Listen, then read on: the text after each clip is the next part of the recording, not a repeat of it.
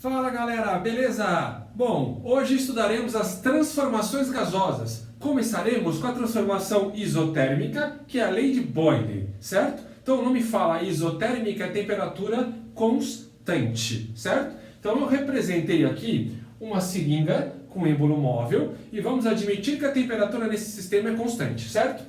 Bom, então, se eu tenho uma condição inicial êmbolo livre, eu tenho uma pressão atmosférica sobre esse êmbolo.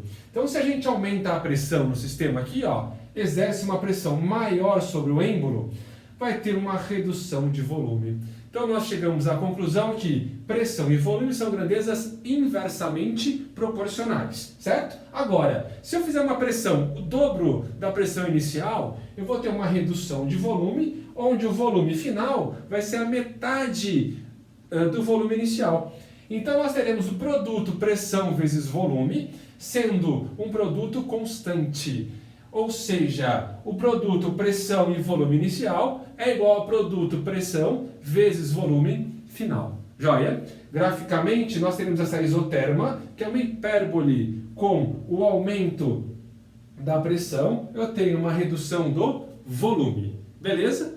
Joia? Então agora a transformação isobárica. Transformação isobárica, lei de Charles. Isobárica é pressão constante, certo? Bom, representei o esqueminha que é o seguinte. Se eu pegar uma bexiguinha e colocar no frasco com água, quando eu aumento a temperatura, o que vai acontecer? Eu vou ter uma expansão do volume dessa bexiga. Tá? Então, com o aumento da temperatura, eu vou ter uma expansão desse volume. Portanto, a gente chega à conclusão que a temperatura e o volume são grandezas diretamente proporcionais. Você já deve ter observado em festa de aniversário durante a tarde, né, as bexigas são cheias logo de manhã, o dia está mais frio, e aí quando a temperatura aumenta à tarde, essas bexigas estouram. É devido à expansão do ar dentro dessa bexiga. Graficamente, nós representamos por essa isobara, que é uma reta crescente, então aumenta a temperatura, aumenta o volume. Beleza? Então, terceira transformação é a transformação isocórica ou isovolumétrica, pela lei de Charles Gay-Lussac, que diz o seguinte, que o volume é constante. Então isso ocorre num frasco rígido, de paredes indeformáveis, tá? Os cilindros de gás. Então, eu tenho a condição inicial aqui, ó, um cilindro rígido, com uma temperatura inicial e uma pressão inicial. Só para a gente lembrar, pressão, né? Então a temperatura é o grau de agitação das moléculas e pressão vai ser a colisão entre as moléculas e as paredes do recipiente e elas mesmas. Então aqui na condição inicial, ó, as partículas estão um pouco agitadas, com o aumento da temperatura eu vou ter uma agitação maior das moléculas. Com isso, o número de colisões entre as moléculas e as paredes do recipiente serão maior, e entre as moléculas também. Então, com isso, a gente chega à conclusão que temperatura e pressão são grandezas diretamente proporcionais. Então, essa razão aqui, ó, pressão pela temperatura é uma relação constante. Então, a lei de Charles e Gay-Lussac é pressão inicial pela temperatura inicial é igual a pressão final pela temperatura final. Nós representamos por uma isocora uma reta crescente.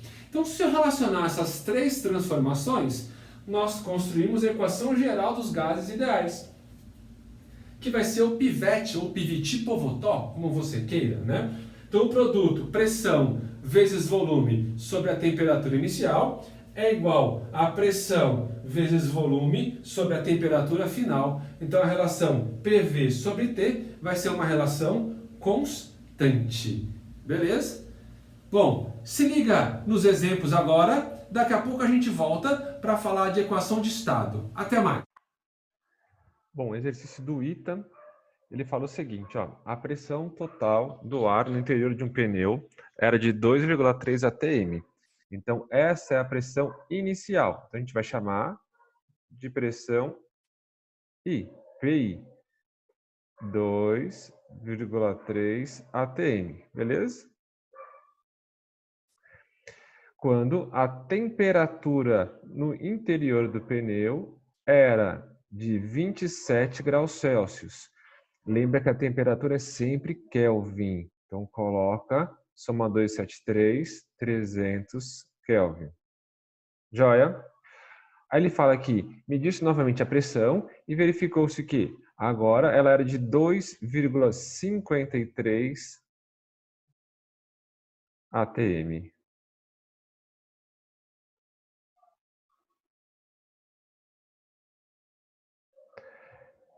Supondo uma variação do volume desprezível, a nova temperatura, ele quer saber qual será a temperatura final do sistema. A nova temperatura será igual a... Então, trata-se de uma transformação isocórica, isovolumétrica. Se você vai desprezar a variação de volume, é porque o volume ele é constante. Então, a relação da pressão inicial sobre a temperatura inicial será igual à pressão final sobre a temperatura final. Substituindo, nós teremos 2,3 atm sobre 300 é igual a 2,53 atm sobre TF. Beleza? Bom, repara que de 2,3 para 2,53 é um aumento de 10%. Então, você vai ter um aumento aí de 10% na sua temperatura. Ou, se você dividir 2,53 por 2,3, dá 1,1. Então, 300 vezes 1,1, 330 Kelvin. Ah, professor, tem a resposta D em Celsius. Pois é, uma pegadinha, porque aqui nós achamos em Kelvin. Você vai subtrair 273 e vai achar a resposta 57 graus Celsius. Por mais que o exercício peça para você a resposta em Celsius, você sempre fará o cálculo em Kelvin. Beleza? Até daqui a pouco. Bom, agora o exercício diz o seguinte. Uma amostra de nitrogênio gasoso ocupa um volume de 20 ml. Então, o volume inicial ele é de 20 ml. A uma temperatura de 27 graus Celsius. Então, lembra que a temperatura é sempre em Kelvin. Você vai somar 273. Então, aqui nós teremos 300 Kelvin. E a pressão de 800 milímetros de mercúrio. Que volume ocuparia a amostra sob 0 graus Celsius e 800 milímetros de mercúrio? Ou seja, a pressão ela é constante. Então, trata-se de uma transformação isobárica. Então, o exercício pede o volume final. Repara que ele pede o volume em ml e o dado do exercício é em ml. Então, como as unidades se cancelam, não precisa converter, ok? Então, a temperatura final, 0 graus Celsius, é 273 Kelvin.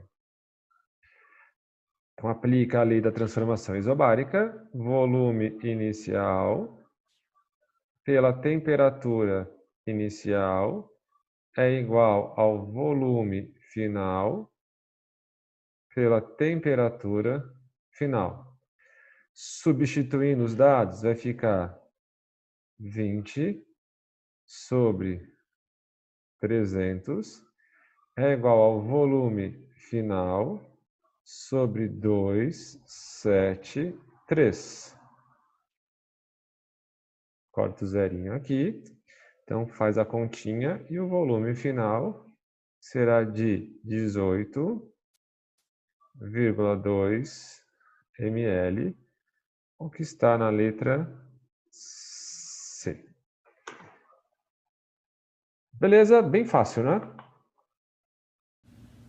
Bom, continuando agora, equação de estado. Mas antes de começar a equação de estado, vamos recordar uma coisa importante. Lembra de volume molar? Volume de 1 mol. Então, o volume molar de qualquer gás na CNTP é de 22,4 litros. Então, 1 mol de qualquer gás na CNTP, que a pressão é 1 atm e a temperatura é 0 graus Celsius. Lembre que temperatura para gás é sempre temperatura absoluta em Kelvin, tá? Então, 22,4 litros para cada mol. Opa! Volume e número de mols são diretamente proporcionais, tá? Então, agora há pouco nós vimos a equação geral, a relação PV sobre T é uma relação constante. Opa, a gente pode determinar essa constante para essa condição da CNTP. Então, nós chamamos essa constante de R, e se eu substituo pressão, volume e temperatura dessa condição CNTP, então a pressão é 1 atm, certo? O volume, 22,4 litros para cada mol, e a temperatura, 273 Kelvin. Fazendo essa conta, nós chegamos que essa constante dos gases ideais, o R, vale 0,082 atm por litro mol Kelvin. Se essa pressão estiver em milímetros de mercúrio, o valor muda, vai ser 62,3 milímetros de mercúrio por litro mol Kelvin. A constante, ela é sempre dada no enunciado, tá? Então não se preocupe em decorar a constante. Então, se a gente pegar isso daqui e transformar numa expressão, tá? Essa relação que nós fizemos, chegaremos em PV é igual a nRT, certo? Como o número de mols é a massa pela massa molar, dificilmente os exercícios trazem quantidades em mol de gases. Normalmente é a massa do gás. Então, nós vamos usar o PV é igual a M sobre mão vezes RT, tá? Uma atenção que a gente tem que ter é a seguinte, tá? As unidades da pressão, volume e temperatura, elas têm que ser iguais àquelas unidades presentes na constante. Então, você vai olhar, se na constante for 0,082, então olha a unidade da constante, atm por litro mol Kelvin. Essas são as unidades que você vai colocar aqui. Se for milímetros de mercúrio por litro mol Kelvin, essas são as unidades que você vai colocar aqui.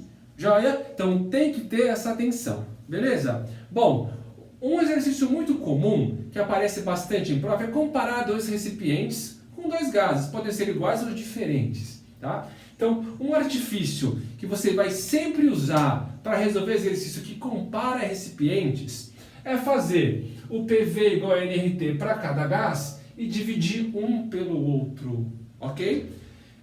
Seria a mesma coisa que igualar a constante, né? Então, como a constante é igual, você vai cortar, e aí se você tiver volume igual, pressão igual ou temperatura igual, o que você tiver igual você vai cortar. E assim você consegue relacionar esses dois gases, tá? Então se liga. Bom, então vamos lá aplicar agora nesse exercício que fala o seguinte, ó.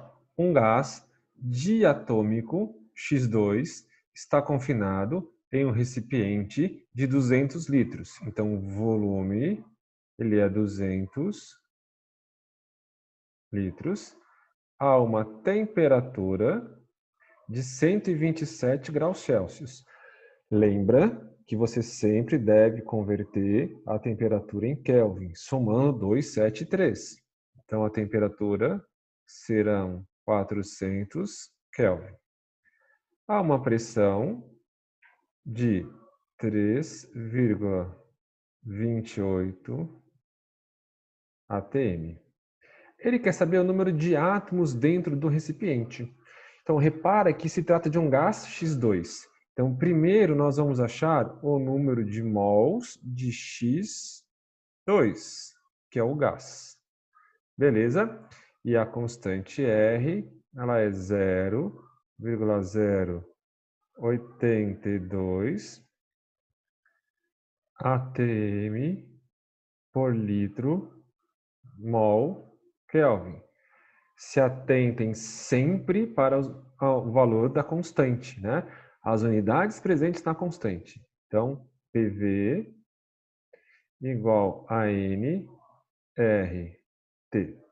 Substituindo, a gente vai ter 3,28 vezes 200. Eu não vou colocar as unidades aqui no cálculo, só para não ficar muito extenso aqui, senão praticamente não ocupa todo o espaço, né? N vezes 0,082 vezes 400. Então, o número de mols, ele vai ser 3,28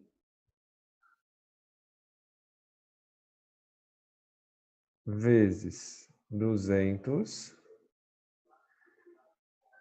sobre 0,082 vezes 400, certo?